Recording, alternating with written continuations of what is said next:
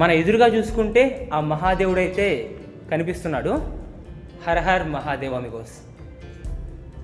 దర్శనం చేసుకోండి మీరు కూడా. రైట్, ఇంకా మనం నెక్స్ట్ కేవ్కి అయితే వెళ్ళిపోతాము. ఇక్కడ చూసుకుంటే ద్వారాన్ని ఏ విధంగా చెక్కారో చూడండి, అమేజింగ్ కదా. ఇక్కడ చూసుకుంటే ద్వారపాలకుడు,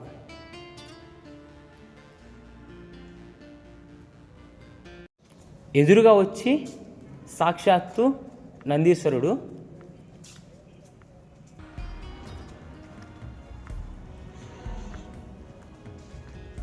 ఇక్కడ చూసుకుంటే మనకు వచ్చి ఏ విగ్రహం లేదు.